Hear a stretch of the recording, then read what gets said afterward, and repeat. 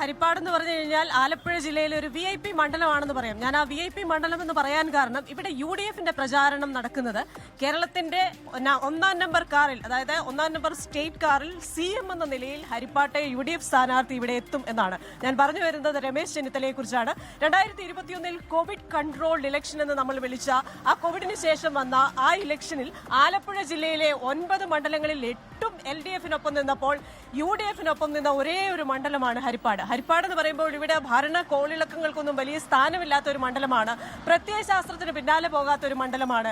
ഒപ്പം തന്നെ ഒരു ഇടനാടും തീരദേശവും അതിര് നിർണ്ണയിക്കുന്ന ഈ ഹരിപ്പാട്ട് ഇവിടുത്തെ ജനങ്ങൾ ചിന്തിക്കുന്നത് വാചക കസർത്തിലോ വാഗ്ദാനങ്ങളിലോ അല്ല, എത്രത്തോളം സ്ഥാനാർത്ഥി അവരോടൊപ്പം നിൽക്കുന്നു, എത്രത്തോളം സ്ഥാനാർത്ഥി അവർക്ക് കാണാൻ സാധിക്കുന്നു എന്ന നിലയിലാണ്. അപ്പോൾ ഇത്തവണ വീണ്ടും മത്സരിക്കുകയാണ് രമേശ് ചെന്നിത്തല. നമുക്കറിയാം, കഴിഞ്ഞ 15 വർഷമായി അദ്ദേഹം ഇവിടെയാണ് താമസിക്കുന്നത്. ഇടതുപക്ഷ സ്ഥാനാർത്ഥിയായി കയർ തൊഴിലാളി കുടുംബത്തിൽ നിന്ന് തന്നെയുള്ള TT ജിസ്മോൻ, ഒരു യുവമുഖത്തെയാണ് ഇടതുപക്ഷം ഇറക്കിയിരിക്കുന്നത്. അവരിത്തവണ വലിയ ആത്മവിശ്വാസത്തിലാണെന്ന് പറയുന്നുണ്ട്.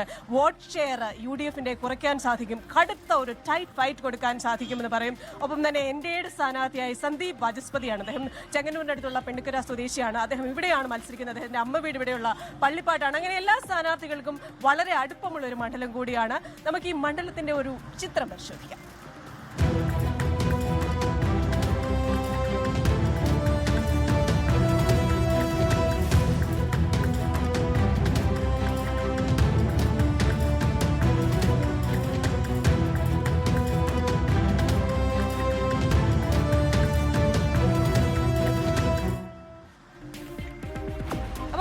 മണ്ഡലത്തിന്റെ ഒരു ഹൃദയമിടിപ്പ് രമേശ് ചെന്നിത്തല തന്നെ കഴിഞ്ഞ ആഴ്ചയൊക്കെ പറഞ്ഞത് ഈ ഹരിപ്പാട് മണ്ഡലം രമേശ് ചെന്നിത്തലയുടെ ഹൃദയമാണ്, രമേശ് ചെന്നിത്തലയുടെ അമ്മയാണ് എന്ന് പറയുമ്പോൾ ഒരു യുവ സ്ഥാനാർത്ഥിയെ നിർത്തി അതിന് തടയിടാൻ ശ്രമിക്കുകയാണ് LDF. നമുക്കിവിടെ കുറെ ആൾക്കാരുണ്ട്, അവരോട് കൂടെ ഒന്ന് ചോദിക്കാം. ചേട്ടാ, ഹരിപ്പാട്ടെ വോട്ടറാണോ?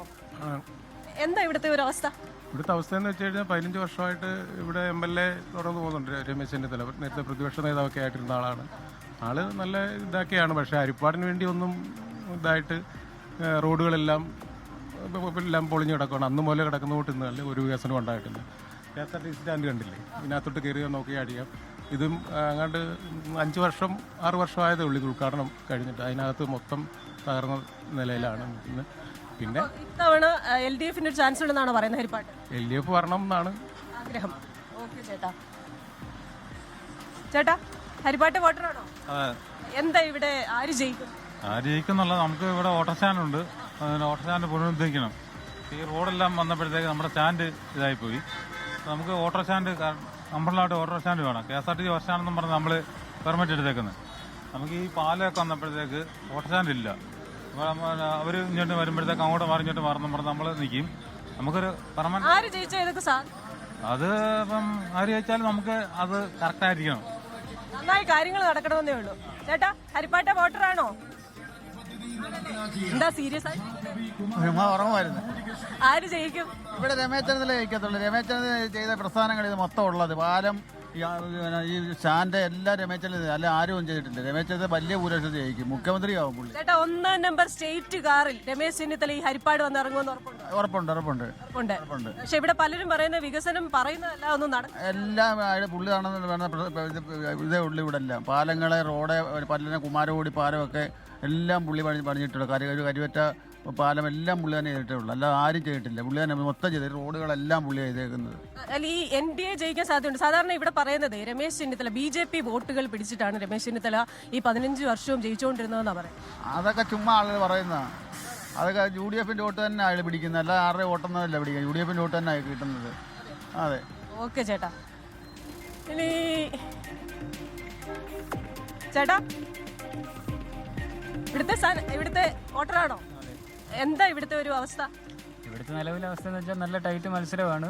ചിലപ്പോൾ ചെന്നിത്തല തോറ്റുപോകാൻ സാധ്യതയുണ്ട്. ചെന്നിത്തല തോറ്റുപോകാൻ സാധ്യതയുണ്ട്. ജിസ്മോൻ നല്ല ഒരു ടൈറ്റ് ഫൈറ്റ് കൊടുക്കുന്നുണ്ടോ? ജിസ്മോനും കൊടുക്കുന്നുണ്ട്, സന്ദീപ് വാചസ്പതിയും കൊടുക്കുന്നുണ്ട്. ഇവിടെ എല്ലാവരും പറയുന്നതേ ഈ LDFന് മാത്രമേ പൈസ ഇല്ലാത്തുള്ളൂ, NDAയും UDFും തമ്മിൽ പൈസ ഇറക്കി വലിയ കളിയാണെന്ന്. അതായത് ഒരു ചെറിയ പോസ്റ്റർ വെച്ച് കഴിഞ്ഞാൽ അതിലും വലിയ പോസ്റ്റർ വെക്കുന്നു, അങ്ങനെയൊക്കെ പറയുന്നുണ്ട്. നല്ല രീതിയിൽ പ്രചാരണം നടക്കുന്നത് BJPയുടെയും കോൺഗ്രസിന്റെയും. ജിസ്മോന്റെ പ്രചാരണം ഇച്ചിരി കുറവാണ്. ചിലപ്പോൾ പക്ഷേ സാമ്പത്തികത്തിന്റെ കുറവുകൊണ്ടായിരിക്കാം. ബാക്കി രണ്ടുപേർക്കും നല്ല രീതിയിൽ കൊണ്ട് കിട്ടുന്നുണ്ടല്ലോ, അറിയാലോ അവരുടെ കാര്യം. അപ്പം അതുകൊണ്ടായിരിക്കാം. മണ്ഡലത്തിൽ വികസനമൊക്കെ ഉണ്ടോ? 10 വർഷമായിട്ട് വികസനം വളരെ മോശമാണ്. അതിന് മുമ്പുള്ള വികസനങ്ങളെ ഇപ്പോഴേ എടുത്ത് ചൂണ്ടിക്കാണിക്കുന്നുള്ളൂ.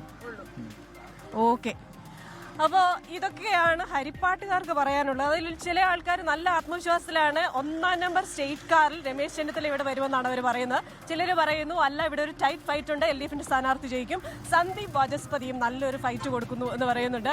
ഹലോ, എൻ്റെ ഒരു സുഹൃത്തും പഴയ സഹപാഠിയുമാണ്. ഞങ്ങൾ ഡിഗ്രിക്ക് ഒന്നിച്ച് പഠിച്ചതാണ്. ഗിരീഷ് ഇപ്പോൾ ജയിലിലാണ്, കാക്കനാട് ജയിലിൽ, പ്രതിയായിട്ടല്ല. ഡെപ്യൂട്ടി പ്രസിഡന്റ് ഓഫീസറാണ്. കണ്ടത് വളരെ സന്തോഷം. എങ്ങനെയുണ്ട് തെരഞ്ഞെടുപ്പൊക്കെ? കുഴപ്പമില്ല, ഇത് ഹരിപ്പാട് മണ്ഡലമാണ്, രമേശ് ചെന്നിത്തല മണ്ഡലമാണ്. ചെന്നിത്തല ജയിക്കുന്നാണോ? വേറെ മാറ്റമൊന്നും ഉണ്ടാകാൻ സാധ്യതയില്ല. എന്നാലും കണ്ടത് സന്തോഷം ഗിരീഷേ.